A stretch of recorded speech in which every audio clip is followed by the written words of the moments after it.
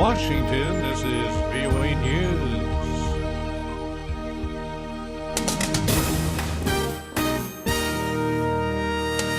Deadly border skirmishes in Kashmir. Bad weather hampers AirAsia flight recovery. I'm Ray Kouguell reporting from Washington.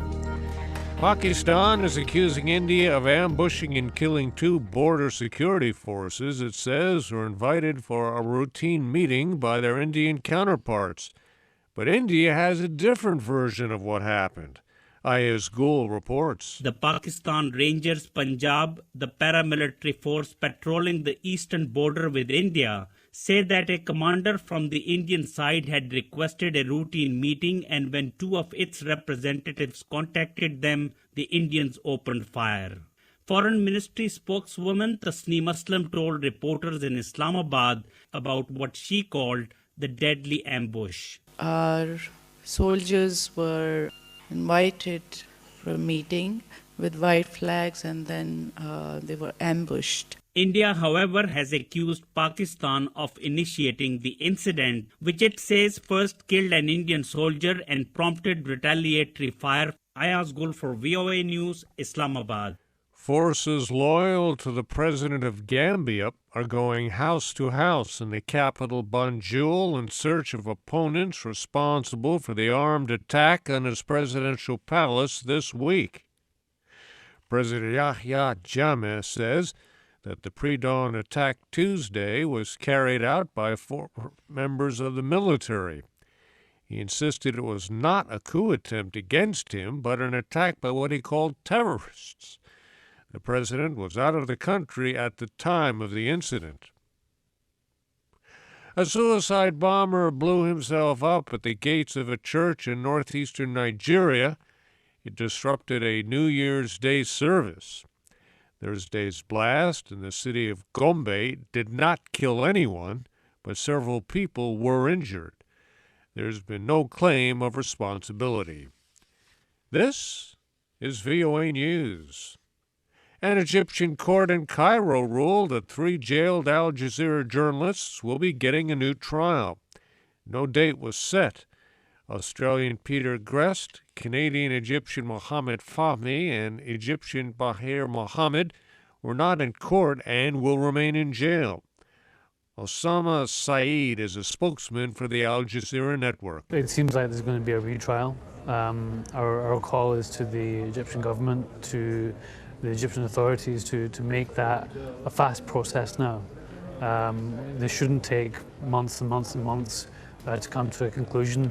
Everybody around the world can see that these guys should be released, and they should have been released a long time ago. In July, a court convicted the three of supporting the banned Muslim Brotherhood. The network insists the three were doing their jobs, reporting the news, not aiding the Brotherhood. Israeli Prime Minister Benjamin Netanyahu was re-elected as head of his conservative Likud party as he gets ready for early elections in March. Mr. Netanyahu trounced his sole challenger, far-right politician Danny Danon.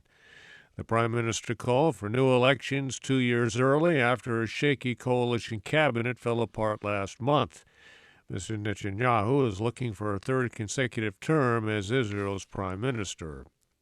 A stampede during a New Year's Eve celebration in Shanghai killed 36 people and injured dozens more.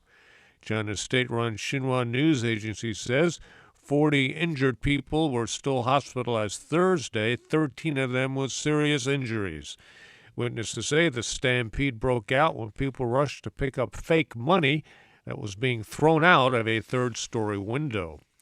9 bodies and assorted debris have been pulled from the Java Sea near Borneo Island, where the AirAsia flight carrying 162 passengers and crew crashed in a storm last Sunday. Ron Corbin has details. Since the plane's debris was sighted Tuesday, rescue and recovery efforts have been hampered by poor weather conditions and strong currents that have pushed debris far from the original crash site in the Java Sea.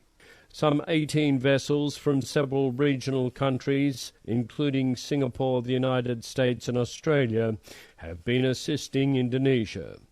Singapore's Navy has been using an unmanned underwater vehicle capable of surveying the seabird in relatively shallow seas. Besides the recovery of bodies, investigators are anxious to locate the flight data recorders, known as black boxes, to provide the vital information into the possible cause of the accident. Ron Corbin for VOA News, Bangkok, Thailand. Iraqi government figures show that violence in 2014 made it the deadliest year since 2007. Figures put the death toll at more than 15,500, compared to just under 18,000 killed 7 years ago at the height of Sunni Shia sectarian fighting. I'm Ray Kouguell in Washington. That's the latest world news from VOA.